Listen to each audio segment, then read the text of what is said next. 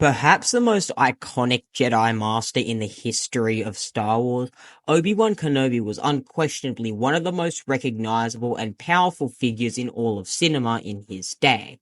Appearing in 1977 in Star Wars A New Hope as an old, ancient hermit Jedi, before he was quickly felled by Darth Vader aboard the first Death Star, Obi-Wan Kenobi's legacy, as well as implement in the prequel trilogies, would lead to him becoming one of the most influential and significant Force-sensitive figures and Jedi in the history of the entire galaxy, both in-universe and out-of-universe. Being the mentor to both Anakin and Luke Skywalker, training both in the ways of the Force for varying degrees of time. Having a long and tumultuous career that helped shape the fate of the entire galaxy through either his personal deeds or via his students in both Luke and Anakin. Despite Obi-Wan being technically the GOAT of all Jedi and regarded by many, even all those Yoda fanboys, to be the greatest Jedi that the Order ever produced purely in terms of being a character, Obi-Wan Kenobi's power progression, as well as if he got stronger or weaker following the events of Order 66 and the subsequent Great Jedi Purge, is among the most contentiously debated as well as obscure topics in all of the verse. Listen, I'm not making that up. Possibly the only things and debates that are more contentious and more heavily and nerdily debated about than Obi-Wan Kenobi's power progression is Darth Vader versus Yoda, and the debate of Anakin Skywalker as of Revenge of the Sith versus Darth Vader as of Return of the Jedi. It is indisputable that Obi-Wan Kenobi, whether you take him from his old weathered state in A New Hope or his young fresh form in Revenge of the Sith, was one of the most powerful Force sensitives of the era while he was alive without question. And even though he was known as being particularly weak in the Force, as he got older, Obi-Wan Kenobi's Force powers substantially increased.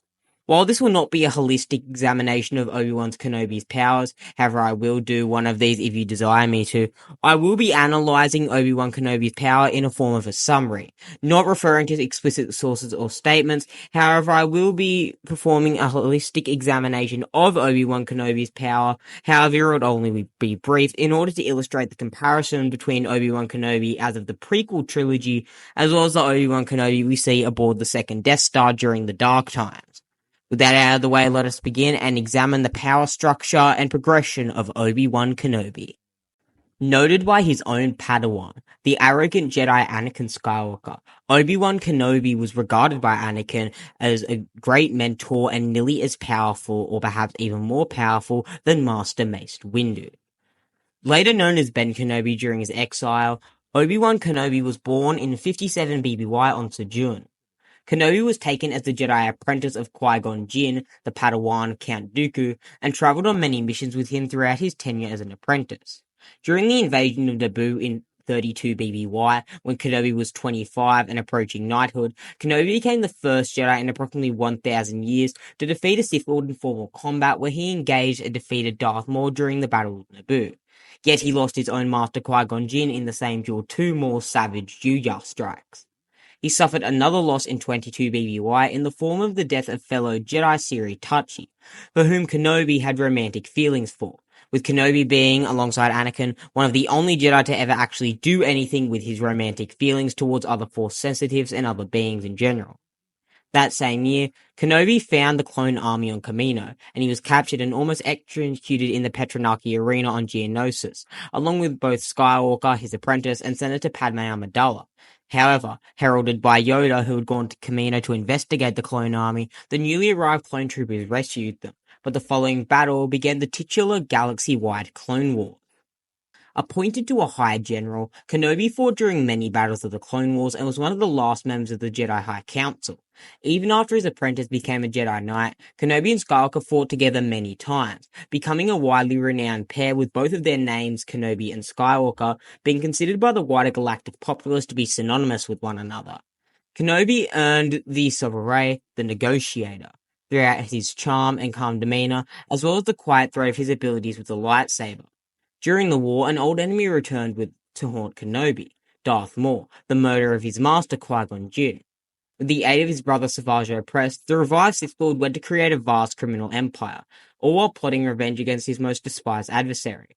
Kenobi clashed with Maul on multiple occasions across the galaxy and was devastated as Maul slew the Jedi's past love interest and primary love interest, Duchess Satine Kryze of Mandalore, in cold blood, yet remained strong throughout the conflict.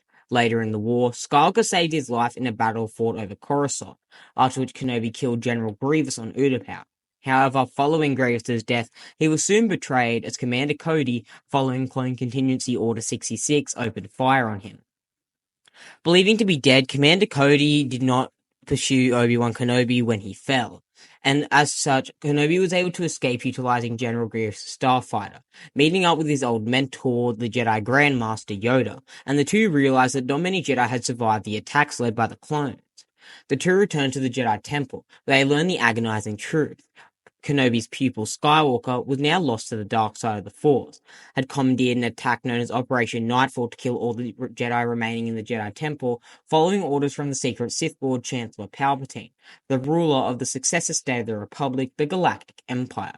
Kenobi traveled to Mustafar in order to duel his former apprentice and his friend, now the Sith Lord Darth Vader. Finally, Vader was taken in by the storm of lava, and Kenobi remorselessly left him to die. While Yoda, one of the other few survivors of the Great Jedi Purge, went into exile, Kenobi took the son of Skywalker and Amidala, Luke Skywalker, to live with the last family on Tatooine. He became a friend of the young Skywalker as he grew up, but he did not tell Skywalker his actual identity until the old boy was old enough. Kenobi re-emerged in Zero BBY, shortly prior to the Battle of Yavin, after Leia Organa, Vader's unknown daughter and Luke Skywalker's twin sister, was captured by the Empire. She contacted him desperately. Kenobi gave Luke his father's lightsaber and traveled with him to Alderaan in Han Solo's Millennium Falcon, only to realize that the Death Star had obliterated the planet of Alderaan. Kenobi entered the Death Star with Luke, Han, Chewbacca, C-3PO, and R2-D2 in order to rescue Organa, but Darth Vader sensed his presence. In a duel with his former apprentice, Kenobi gave up his life and became one with the Force to allow Luke to escape, vanishing into the Force the moment Vader struck him down with his weapon. 3 years following this, his spirit returned from the netherworld of the Force to lead him to Dagobah in order to learn from Master Yoda. He even carried out his role as a mentor to the younger Jedi beyond his natural life, through the usage of the Force, remaining a significant influence on Luke Skywalker's foundation of the New Jedi Order until 9 ABY, in which Kenobi would return to the netherworld of the Force and would never communicate with Luke Skywalker again. Despite preferring diplomacy to outright combat engagements, Master Kenobi was one of the greatest swordsmen and Force users in all of the Jedi Order's 25,000-year history.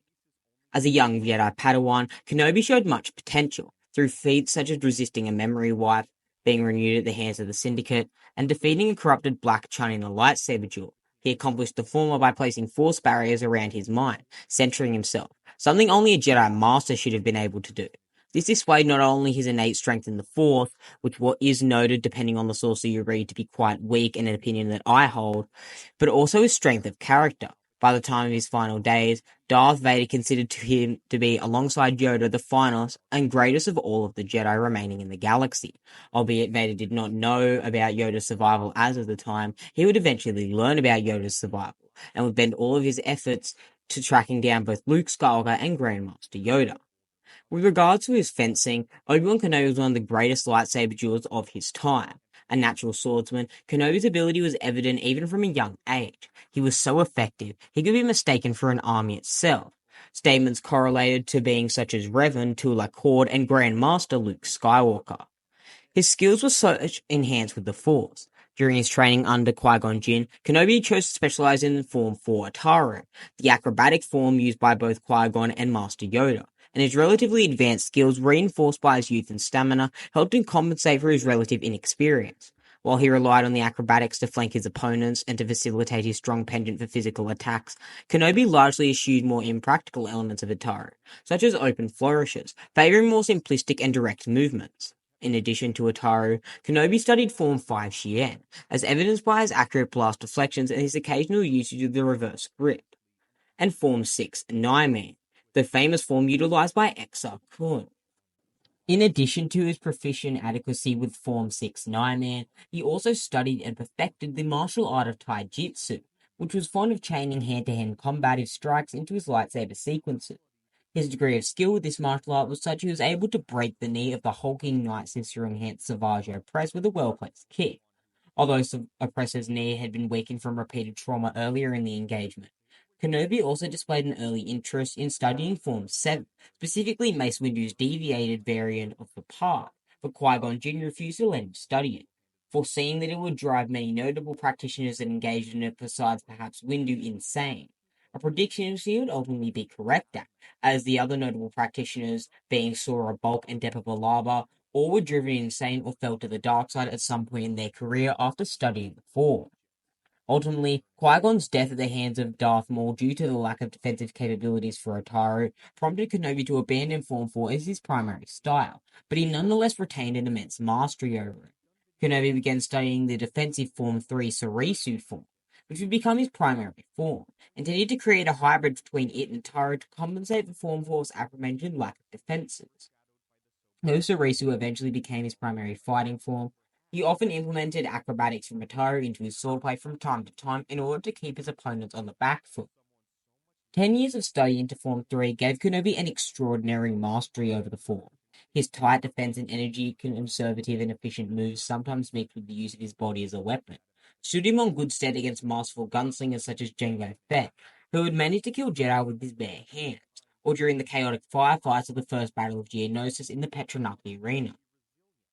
However, despite all his mastery in over a decade, Kenobi Sarisu proved unable to effectively counter Count Dooku's skills during their first confrontation, primarily due to the fact that Kenobi began to chain Ataru movements and strikes into his practicing. On that occasion, Dooku's elegant Makashi strokes and jabs worked away at Kenobi's defenses and offenses. As Kenobi gave into Ataru, many of his outlets and cutting parries missed Dooku's blade entirely, while Dooku's feints confused the Jedi and forced him on the back foot, ultimately bringing him down. Over the course of the 3 years Clone Wars conflict, Kenobi continued to develop his technique to absolute perpetual mastery.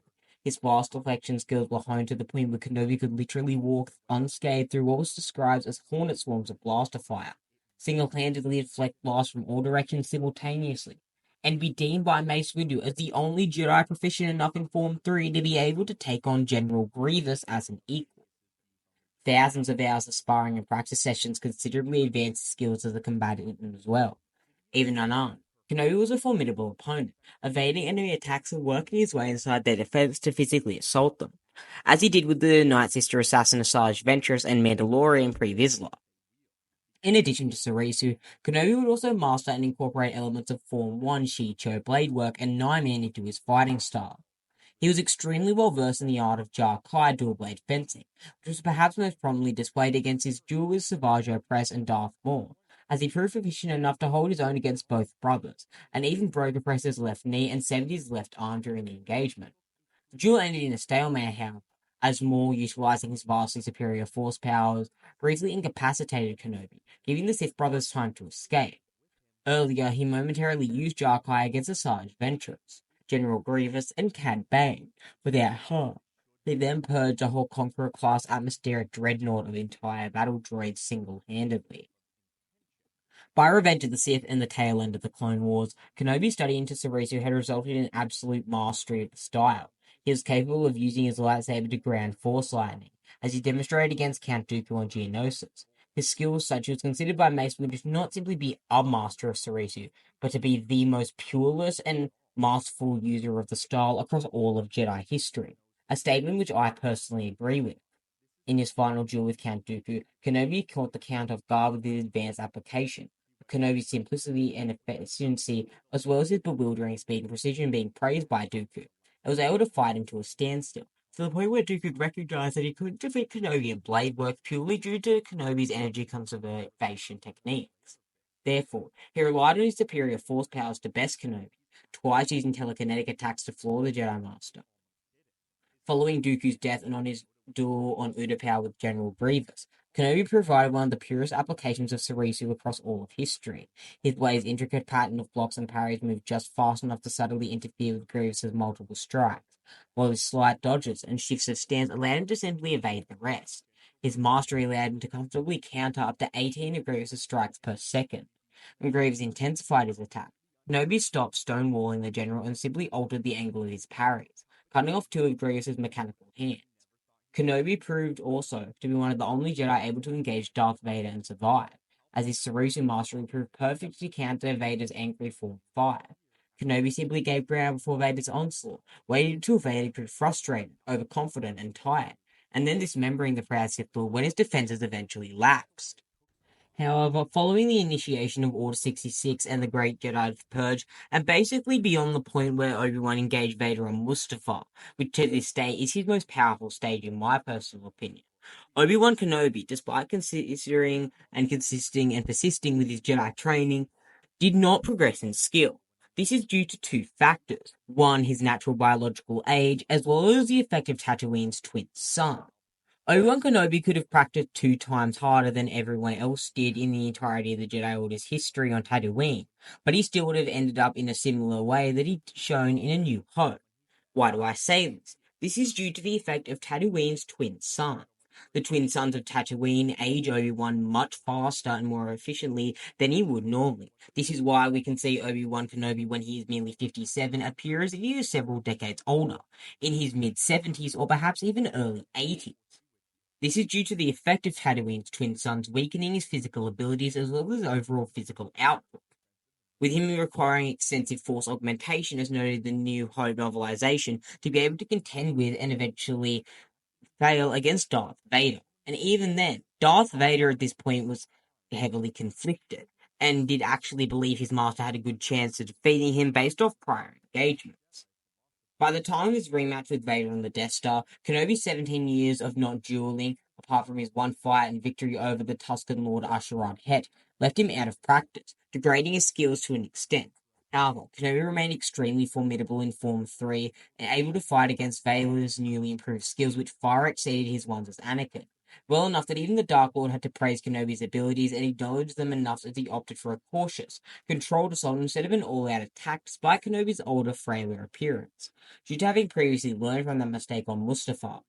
Although he did not find any openings to exploit, Kenobi could still predict all of Vader's attacks and counter them, even though Vader's new style contained elements from several forms of lightsaber combat, and he even briefly forced Vader to go on the defensive with a flurry of attacks that caught the Dark Lord off guard. Ultimately, however, due to his age, lack of practice, and sheer physical force of Vader's attacks, Kenobi acknowledged that his defeat was inevitable despite having put up a decent fight. So rather than continue the fight, he sacrificed his physical form and became one with the Force. In this way, he taught both of his Skywalker students one final lesson. So, what's the verdict? Purely for lightsaber dueling, I think it is indisputable, even among those Vader fanboys and people who think Obi-Wan Kenobi and Old Ben is in the top 30 in the verse. It is indisputable that Obi-Wan Kenobi got weaker as he got older. The only argument you could possibly use to counteract this is the fact that, force augmentation makes the Jedi stronger than their younger selves. Or something like that. But when you look at it and examine it holistically, that's actually quite a dumb argument. You are looking at a man who, in Revenge of the Sith, was capable of dealing against a fully cyborg Jori general, who had battered down Jedi by the dozen, killing dozens of Jedi throughout the Clone Wars and overpowering them through sheer physical might. That is General Grievous. And then we see Obi-Wan Kenobi aboard the Death Star, struggling against Darth Vader. Darth Vader, of course, is no pushover and has cybernetics that could perhaps surpass or rival General Grievous in terms of pure brute strength, which is only augmented by the dark side of the Force. However, you have to look at the facts. Obi-Wan Kenobi unquestionably decayed in terms of both ability as well as his output of the Force power, as well as his dueling ability. Kenobi was unable to execute the same strikes and acrobatics as he could as a younger man when he got older, and as such, his ability to utilize force augmentation in a very similar way to Count Dooku aboard the Invisible Hand was exhausted extremely quickly. Obi-Wan noted in the New Hope novelization that his defeat was inevitable. This is obvious, and this is a direct correlation to Vader's own power. Vader, as often proclaimed by G-Canon, is below the level of the Phantom Menace amped more. However, I do not agree with this. Of course, I do not agree with the fact that Vader is far beyond Anakin Skywalker, as I hold Anakin far above Vader, as well as Yoda and Mace Windu. However, I do personally believe that Grandmaster Yoda, in this case, would triumph over Vader. And similarly, Vader is much more powerful than many make him believe, one of the most fearsome and deadly duelists in all of history. And it is for this reason that I do not exactly agree with G-Canon's interpretation on Vader as well as many other things that G-Canon has. I'll have a full video coming out debating and explaining why I don't follow G-Canon and my whole reasoning behind that to avoid debate in the comment section below. So stay tuned for that if you're one of those hardcore Star Wars debaters that think that George Lucas's word is the absolute word of God and cannot be disputed or argued against. However, with regards to the physical verdict in this video, I declare young Obi Wan Kenobi unquestionably and irrefutably superior to old Ben. With regards to force powers, this is where things get a little bit trickier. Though Kenobi focused largely on lightsaber combat and martial prowess, he was also extremely skilled and powerful in the Force, despite a lack of innate potential, sometimes using the Force to improve and augment his lightsaber skills. At one point, Anakin compared Kenobi to Mace Windu in terms of sheer Force power. Kenobi was a master of moving things and people with his mind and the usage of the Force. Trained in the usage of the mind trick, force persuasion, and the more advanced dominate mind skill, he was able to mind trick a worker to give him a mount, and make stormtroopers let him, Luke, R2, and C-3PO pass them without not having a valid ID. Apart from these impressive applications of the Force, Kenobi was incredibly adept at the usage of animal friendship, giving him considerable influence over otherwise untamable beasts. During the Battle of Ryloth, the Jedi Master calmed and controlled a large group of starved, vicious, and attacking Guttkurs. As Ben Kenobi, he made a great dragon go to sleep in order to protect a younger Luke Skywalker. He could also, with great effort, had a limited capacity to making things such as a slip turn opaque. Moreover, he could make the senses of those around him duller. His powers of the mind also extended to communicating with the Force, such as reading the surface thoughts of others or sending his own thoughts to them. While brutalized and partially insane from a Sith temple, he was able to use the Sith holocron crystal to allow the dark side to call to Yoda and inform him of him and Organa's plight. By the time he had been on Tatooine for many years and had also developed his powers of the mind to the Force abilities of emptiness, concentration, instinctive astrogation, and could enhance his short-term memory even in his extremely old age. Obi-Wan Kenobi was basically the baseline Jedi when it came to telekinesis, able to telekinetically affect objects without seeing or touching them, or even using the gestures common to most users of telekinesis. Though as a Padawan who just fought a long duel, the effort of doing so while jumping exhausted his power. As was expected of him, he assembled his first lightsaber using the Force. As a form of practice and protection against the dampness, the Jedi Master would sometimes deflect rain or waterfalls that fell on him, though he was unable to focus to do so while being tormented on the planet of Zygula. Kenobi was capable of a powerful force push, which he used to smite down small units of droids during his first mission to Theed, to hurl destroyer droids back into their ball forms despite them having their shields raised, through the ranks of other droids and off bridges, to block and remove books thrown by Ventress, as well as the assassin herself, Maul. Grievous, and more than once. He was able to use his skill consistently throughout the Clone Wars, such as against Grievous during their final duel in 19 BBY. He later displayed mastery of the Force push during his duel with Darth Vader and Mustafar, as neither of them were able to overpower the other while simultaneously using the ability. The two struggled against each other for a short time, and though Kenobi was clearly giving ground, they both ended up being held in opposite directions to across the room they were in. Albeit Vader was in a much less superior headspace to Kenobi, with Kenobi being centered in a form of mental oneness with the Force and in his most powerful form. The fact that Vader's connection to the Force was at the time stronger than any Force user alive save for Yoda and Sidious further exemplified Kenobi's mastery of telekinesis even in his weakened state. He would also deflect Vader's Force blast in that duel. Much like what he did to Grievous, Kenobi manipulated Vader's mechanical hand and compelled him to drop a lightsaber, though Vader could not have blocked such an attack had he thought to do so. And the trick only worked since the Sith was not yet aware of this weakness. Shortly before those days, he caused the bounty hunter Dirge's ship to collapse onto a group of droids and was able to throw B-1s to the ground, slashing them with his blade without issue. Once he garnered the power of the light into himself and used his power to wrap his ship in pure light side power, and doing so without friction to move it along wherever he needed it. Kenobi was capable of other telekinetic feats such as easily lifting a speeder and throwing it over his head, pulling the nose of his disabled starfighter up to reduce its crash into the sea, slamming foes with the Force, striking them down without needing to move, and moving objects. While holding onto the side of a ship of Felucia, he was able to, with great effort however, cause some trees to fall over and offer a safe-ish landing. Kenobi could break the glass of his Jedi starfighter with the Force and send it outwards towards the opponent, and toss dangerous metal off a Jedi and onto the Creator. Although largely unused on anything other than droids, the Jedi Council member was also proficient in the use of the Force Crush ability, which he used on one occasion to dispatch pairs of commando droids. Much like he had previously destroyed Dirge's arms and crumpled garbage. Obi-Wan was adept at the saber throw technique much like Darth Malgus, and demonstrated during the Clone Wars the ability to destroy a droideka. After cutting off the arm of Usherat Het while defending Luke Skywalker, Kenobi ripped through the defenses of Het to hurl away the fallen Jedi's lightsaber and then severed arm.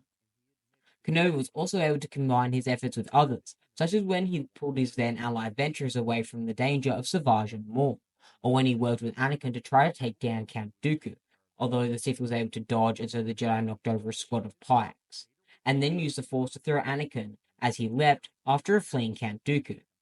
Kenobi was then able to use Force Deflection and Force Repulse, both of which he utilized masterfully during his fight with the bounty hunter Dirge on Munlus.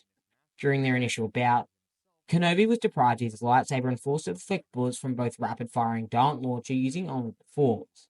During Kenobi's second engagement with Dirge, which occurred only a few minutes after their first, Dirge absorbed the Jedi Master into his body and attempted to smother him. However, Kenobi used the Force Repulse to destroy the bounty hunter's body from within, although Dirge, due to his insane physiology and healing factor, survived this and persisted on.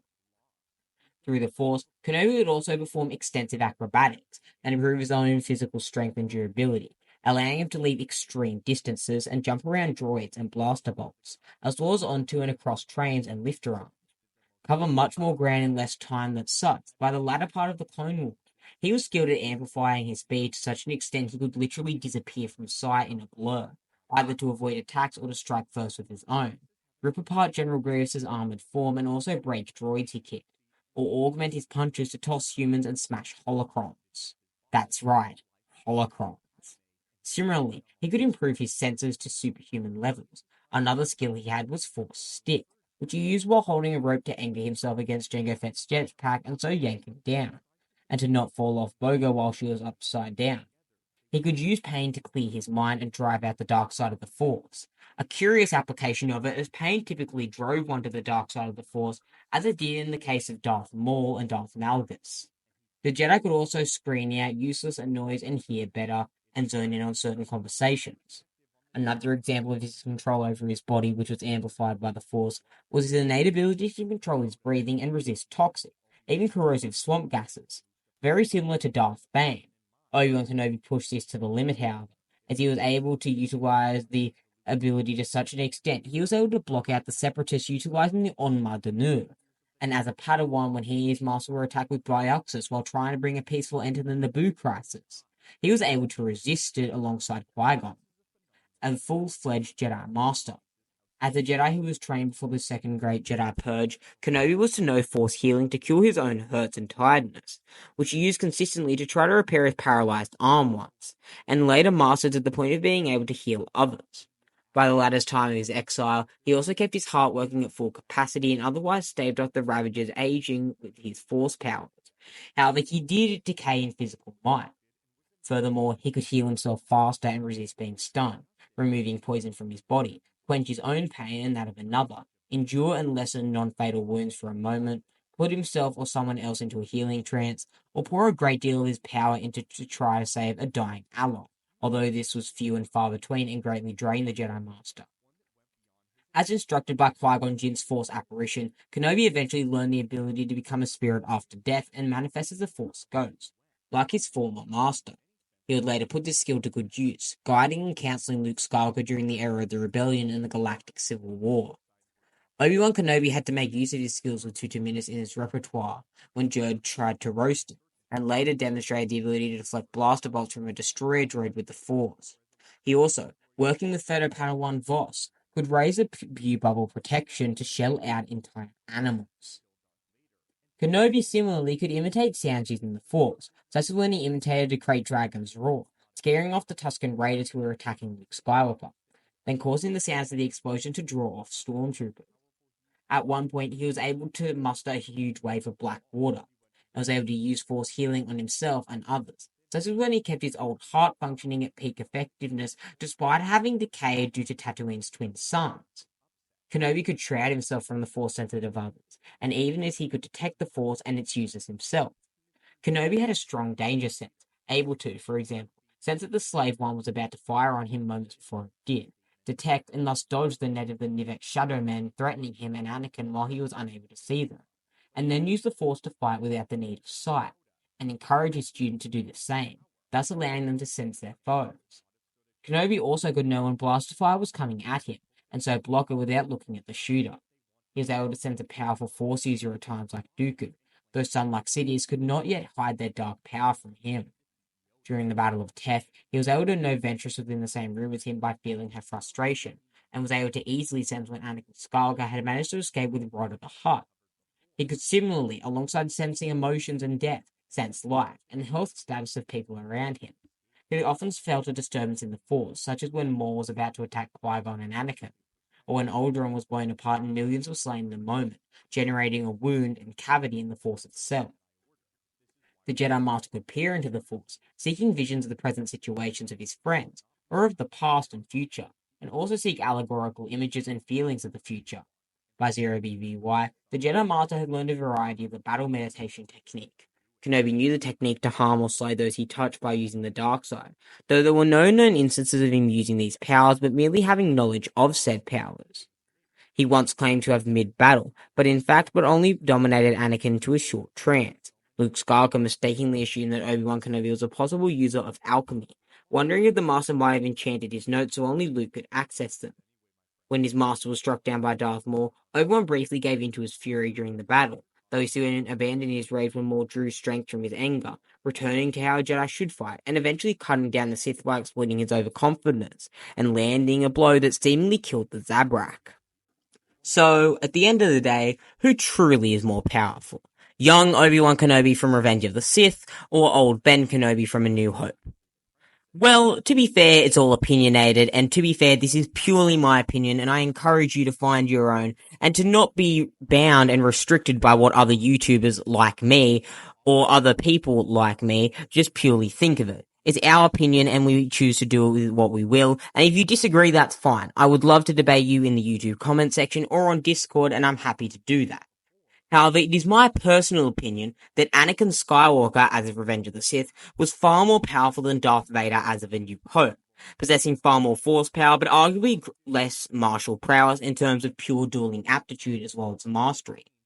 There is very little evidence to say that Vader did become stronger, and the evidence that is presented, and yes, I know some of my friends on Discord are going to go ballistic over this, can be easily disputed by various claims.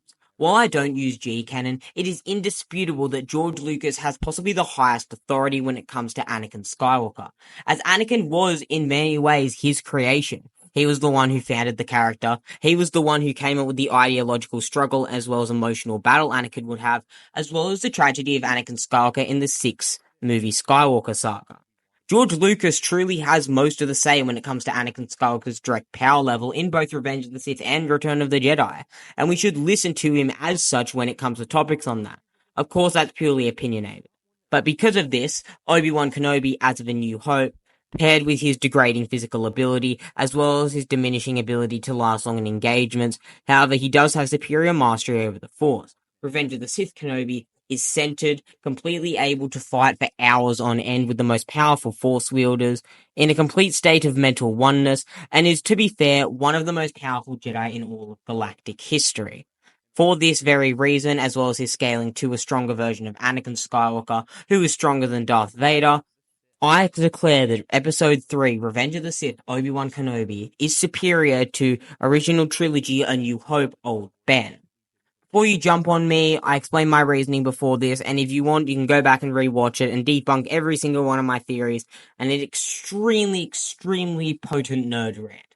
I would love to see that, as I love when people put in effort to debate my theories, and I'd be happy to debate you back. I have no problem with that. This is purely my opinion. I cannot stress that enough. I will never encourage one of my viewers to change their opinion purely to co-align with mine. I will merely try to debate and convince them otherwise. That is all. With that out of the way, I hope you enjoyed the video, and if you want videos like this analysing the growth of someone in terms of power, as well as the specific areas of power in which they exceeded in, of course, Old Ben is going to have more mastery over the Force than Revenge of the Sith Obi-Wan Kenobi, purely because he was around longer and studied the Force in more esoteric aspects than his younger self. However, in this case, that doesn't get in the edge, and of course, Revenge of the Sith Obi Wan Kenobi will prevail. With that out of the way, hope you enjoyed the video. Please make sure to like and subscribe on your way out, and remember to come back to the archives, my friend. The Force will be with you, always.